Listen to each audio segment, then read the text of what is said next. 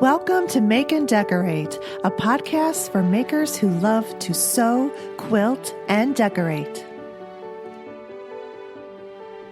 Hello and welcome everyone to the Make and Decorate podcast. I'm Stephanie, your host, and this is episode 15. It is a mini-sode, and I just have a couple of little announcements.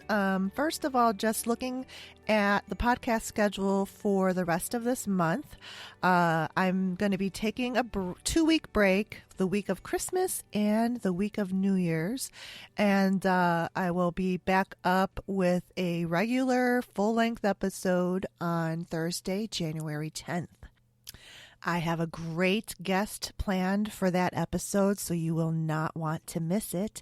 Be sure to subscribe, rate, and review the show. I'm so happy that you have been sharing the show. The listenership has been growing, and I thank you very much for it and for coming back every week or every other week and listening to the show.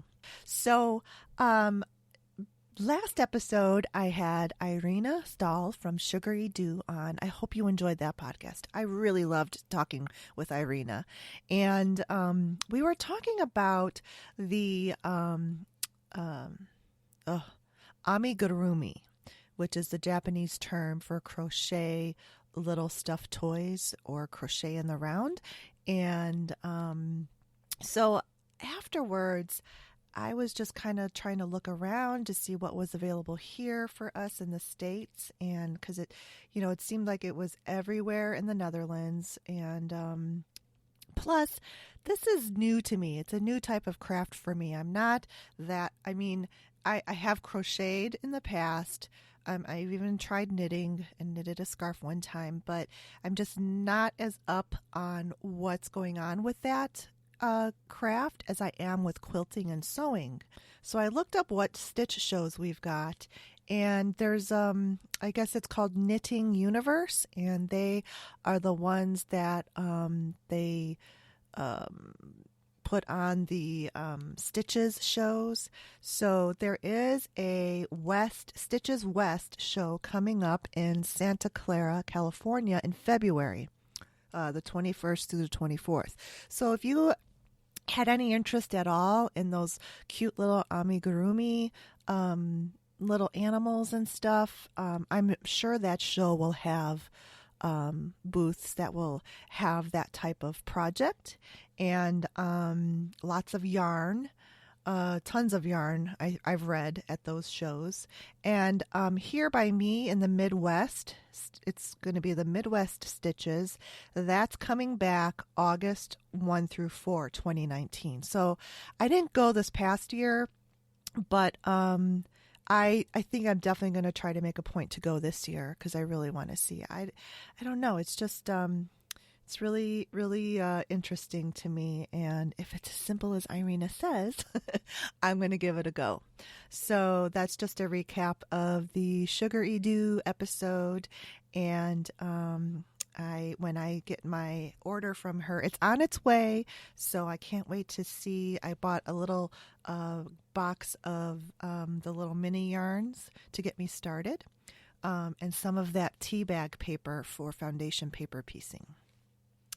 All right. And, this is everywhere. I'm sure you have seen it in your Instagram or Facebook feeds by now. But in case you haven't, Olfa, because you guys know I love rotary cutters and as well as sewing machines. So Olfa is introducing a new, and it's a limited edition original rotary cutter. And it's called Ruby, and it's this beautiful deep ruby red. Think of Dorothy's slippers from The Wizard of Oz. And that'll be available in February. They have been doing this 12 Days of Christmas where they're partnering up with other businesses and companies. And I usually don't, there's like a million gajillion of those on Instagram and Facebook, and you've got to do this whole little, trail of things to try to, get a chance to win these prizes. And I normally don't do a ton of them. This one I am doing. I am participating all 12 days for a chance to win a Ruby Olfa rotary cutter and whatever else is a little bonus. Like, for instance, today they're partnered with Orafil, and if the winner is going to get not only the Olfa cutter, but a package of Orafil threads. So that's pretty awesome. And I think there is like a runner-up prize too, where it's just the cutter, which I'd be happy with that too. But I rarely win anything. I just don't have that kind of luck. What I can remember, there was one instance where I actually won something, and that was back in 2015 actually, it was my very first sewing retreat, and it was at Sewtopia, and I actually won like a roll of, it's not a jelly roll, it was like bigger. It was almost like a eighth of a yard bundle of all these beautiful solids rolled up, and I won it. I couldn't believe it. That was so awesome. But yeah, so that's pretty much the only thing I've ever won ever. So anyway, I'm looking forward to see if I win a rotary cutter.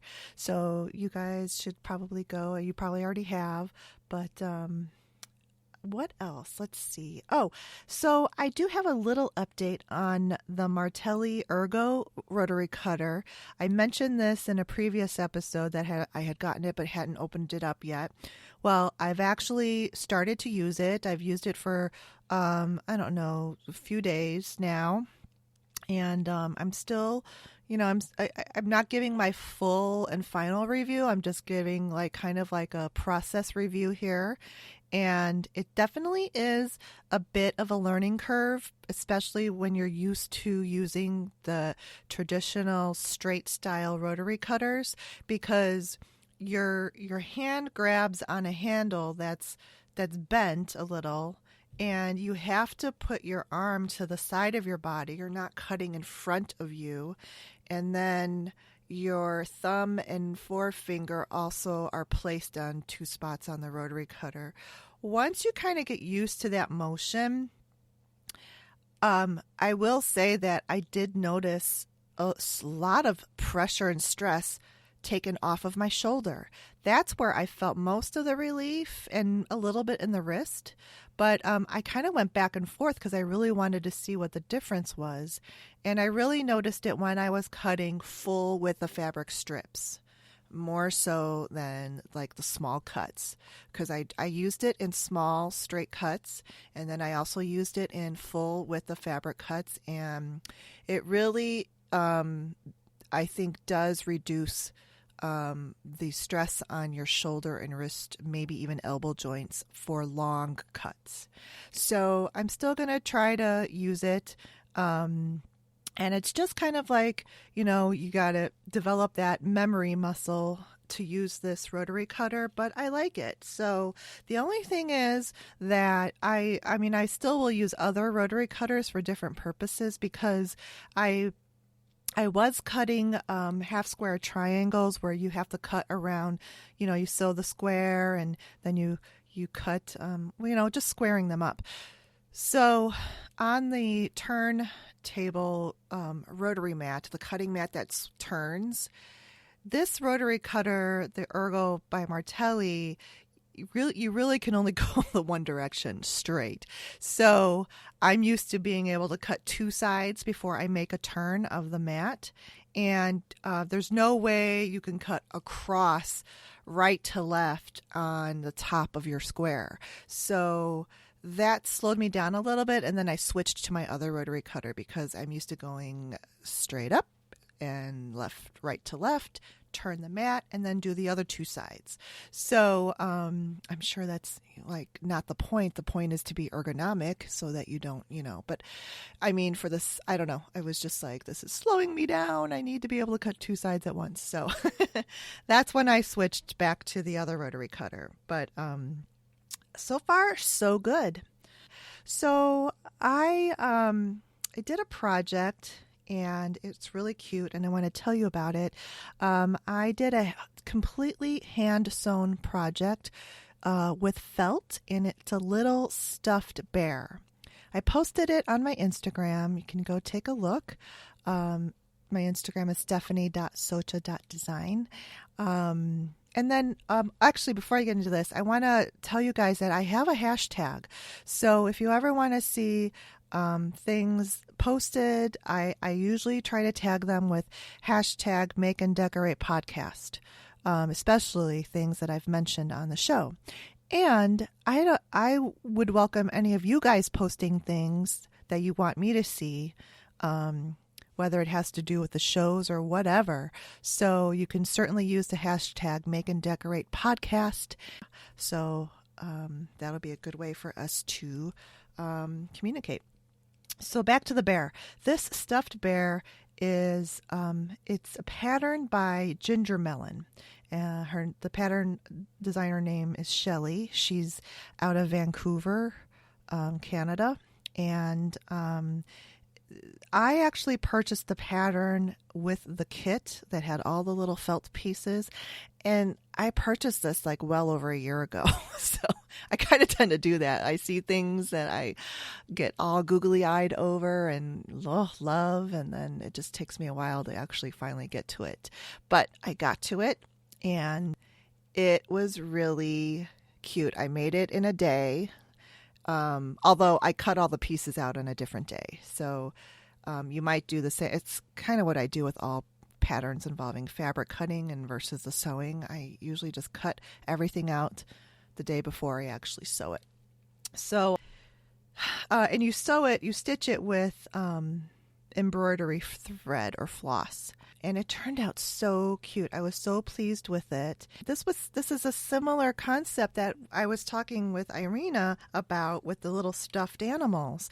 So this stuffed animal is made of all felt, and the amigurumi one is made by crocheting the fabric and then stuffing it. But the felt is really cute, and one of the most used stitches was the blanket stitch. And it's really not that hard. And let me tell you, I was getting pretty quick at that stitch by the end of the project. Pretty good. And then the bear is given such personality when you embroider the nose and the little eyelashes. The little eyes are put in. Those are those little plastic. But there's several ways you can do it. So you don't have to use the little plastic eyes that get put in and secured from the back. You can also embroider the eyes with thread if you want to. So really cute, and it's a tiny bear. It's really small, but it's so cute. Little kids would love it. And it's also would be a cute little decoration on a shelf or whatever. But I loved it, and I recommend that project and the pattern. And you can buy just the pattern too. Gingermelon Girl is the name, I think. Well, that's her Instagram name, but Gingermelon is the company, and she has an Etsy shop. So you can go check that out. And she has been doing a 12 days of Christmas special for 12 days. And she started it this Monday. So by the time this episode comes out on Thursday, it'll probably be halfway through. But you can still jump into it when you hear the episode. And check out her Etsy shop, Gingermelon. So yeah, it came together fairly quickly in an afternoon, and it was very good to keep my hands busy because I love football, and my team is the Chicago Bears, and when they played, there was a game that went into overtime. I mean, we barely lost, but it was such a good game. It was one of those games that you still feel good because you felt like they really just put it all out there and they couldn't have done any, well, I mean, they could have done a little better because they could have won, but I mean, they really did a great job. But it was I'm telling you, these games can get me so stressed. So when keeping my hands busy made it so much better. It's so cathartic, and I highly recommend it if you're watching any competitive sport that gets you a little bit anxious.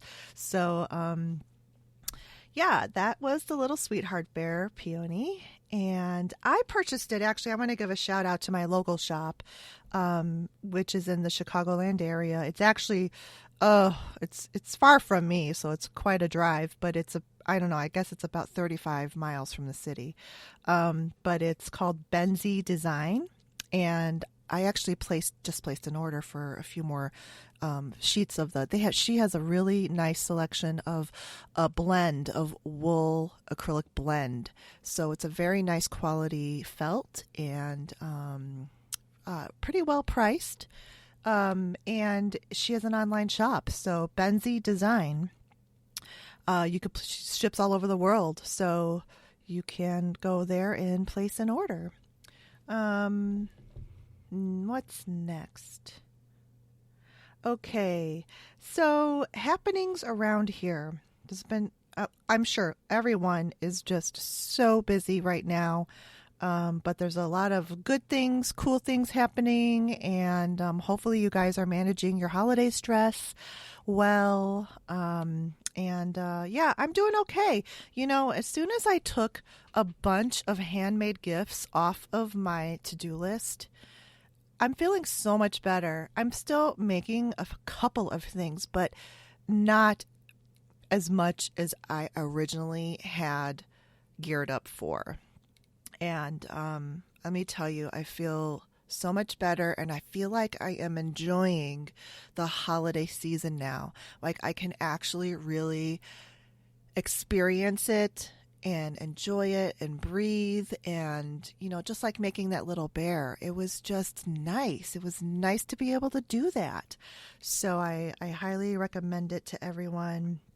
But I am working on a client's quilt commission project, and I'm almost done with it. I've been working on it for a good part of the year, and I'm in the last. There's only and one more section, and then I've got to put the borders on. So when that is done, I will photograph it, and it is the Tulip Pink Butterfly Quilt. It's beautiful, but it's super time consuming. It's not.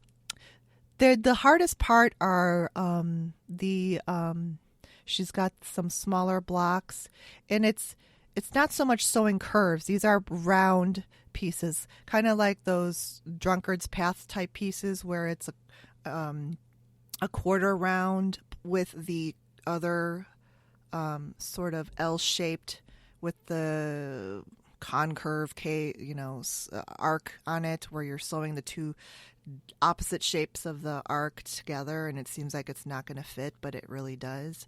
And that's usually not a problem for me. I don't have problems sewing curves, but these are small, they're tiny, and they're challenging. So I finally figured out a way, because I don't really like to pin that much. But on these, you have to pin if you want to sew them correctly the first time and not have to rip out. So I do, because usually I just do the 3 pins, the one at the beginning, the one at the center mark, and the one at the end, and I can get the curves to go. Well, on these really tiny ones, I've got to do those 3, beginning, middle, end, and then I go in between in the center of each of those pinned sections with I'm not explaining this well.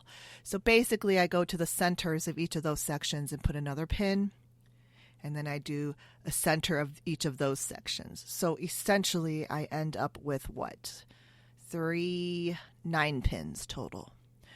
And when you do it like that, then I can sew around it fine. Everything pretty much lines up so much better. It was, I was like just, really resisting the pin thing, but after I did 2 of them with just the 3 pins, it wasn't working. So I'm like, all right, I'm going to have to pin this and pin it and pin it. But it worked. So that's just the hardest part of the entire thing. All the other log cabins and everything, those are really easy. But there's a lot of tiny pieces, a lot of 1.5 inches, lots of cutting. And, but you know what, and some fussy cutting too, because I have some directional fabrics, but It is looking so beautiful. I love it. And I have shown my client some pictures of progress on the way, and she loves it. And that's what really matters.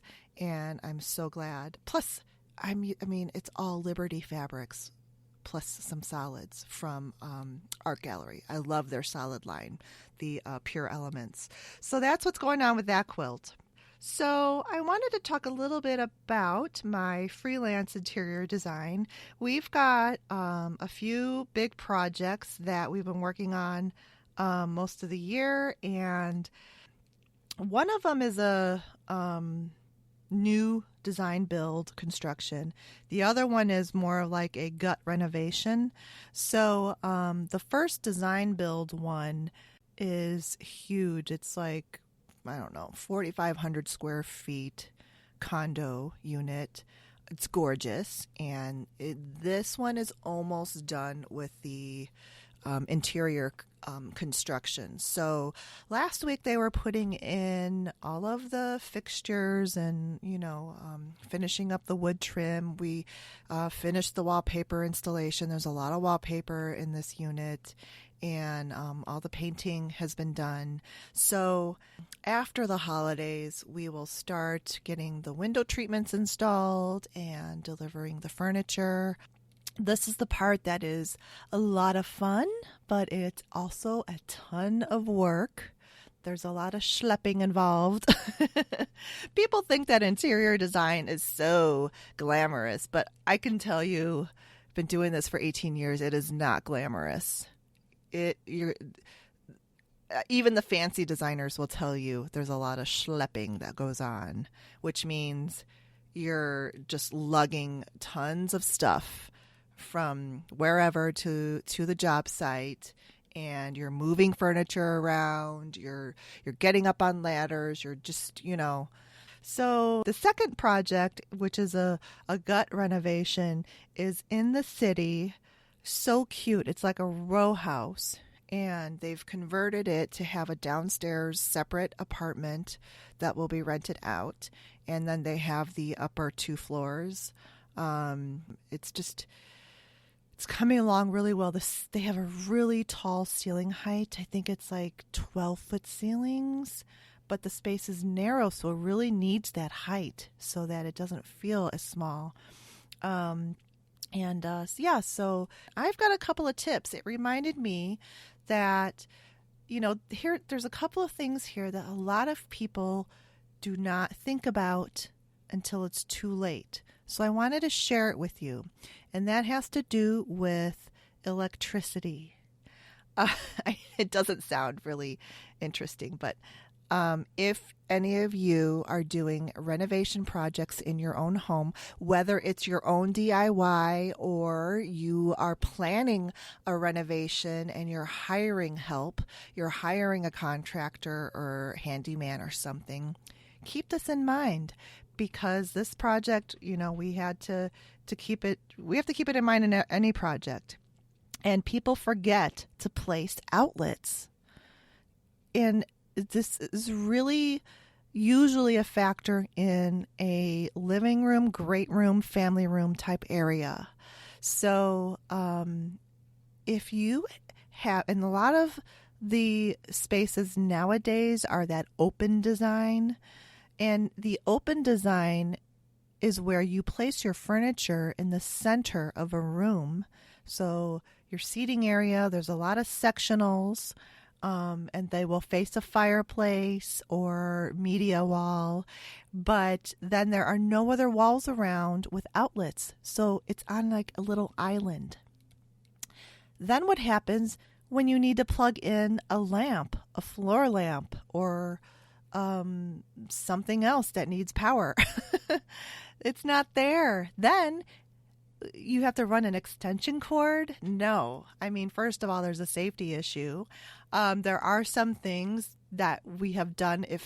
If, for instance, you have a large area rug, then you can run a cord underneath it. But, you have to cut a little slit or a hole in the rug and run it. And then sometimes you have to change that cord to be a flat cord because there will be a little lump. Run it towards, the wall, and then there might be a little spot between where the rug ends, maybe 12 inches or so from there to the wall, where you will see a cord running from underneath the rug to the outlet. So think about putting floor outlets in around where your seating is going to be. Floor outlets that are recessed. This is if you have contractors. So it's just ideas I'm throwing out there for you guys. If you're renovating a home, building a new home, or having some work done like that, consider floor outlets, and you have to tell your contractor to recess them, which means that it's going to be placed flush with the floor so that when you plug in, the plug is not sticking up and creating a lump under the carpet or sticking up from the floor. The other tip is thinking about lighting on the walls. If you're going to do any sort of sconce lighting or built-in bookcases, or even not built-ins, if you're just putting bookcases there and you want those lit, there has to be hardwire electricity run through the walls so the lighting can be wired to the bookcases, or even those little round lights that are put into bookcases, like they call them little puck lights or LED lights, or even any lights that you want, like that shines on artwork. Those can be hardwired, but you have to know about that before the walls are closed up with new drywall. So the contractor really has to know about that before they close up the walls. And if you are doing a project where you are opening up any walls, that is a good opportunity for you to add some electrical outlets, some lighting, So I just want to throw that out there because that's a great time to do it. But once it's done, once, the walls are closed up, it's too late. Now, sometimes, let's say you wanted some lighting in a bookcase, you can get the battery operated lights. But just think about having to climb up there and changing those batteries out all the time. And especially in, a space that has 12-foot ceilings. I mean, that's quite high. Yeah, so that's just something to think about. Think about where your lighting's going to be and make sure that you talk with the contractor and that they are able to bring the wiring to where it needs to go. Hopefully, these are helpful tips for you guys. If you like getting these kinds of tips, let me know. And if you don't, then let me know that too. So my plan for this podcast is to customize it around my content and what my listeners want to hear. All right, and the very last update is I got my FabFitFun winter box. This is my second box from them. So I just subscribed in the fall, and so far, so good. I love it. I love getting this box. And I just, I wanted to subscribe to this for at least a year because I was watching all these YouTube videos of people showing these boxes, and actually that was pretty helpful to see what people were getting. But what really helps is that you can customize up to a certain extent what you get in your own box. And because the control freak that I am, I don't like to be surprised. I want to know what I'm getting. And it actually helps because then it increases the potential that you're going to actually use everything that you get. And I love that. Nothing goes to waste, and I don't have to try to find someone that's going to be able to use this. So I love it. It's so much fun. The boxes are so pretty, and they definitely can be reused or recycled. So I highly recommend it. And it only comes 4 times a year, which I also love. I will get too overwhelmed with a subscription that's every month. So it just allows me to enjoy what I get over the course of 3 months or so, 4 months, and then I get the next season. Plus you're also into a whole nother season. So it's really cool. It's such a great concept, and they do such a great job. They have really good service so far. So all great things. I haven't, knock on wood, I haven't, but it's only my second box, so we'll see. We'll see how it keeps going, but I'll keep you updated. All right. That's it for the mini-sode this week. I hope you all are having a wonderful, crafty, quilty, decorating week and enjoying the season. And I will try to have one more episode up by next week. That's my goal. And then the 2-week break.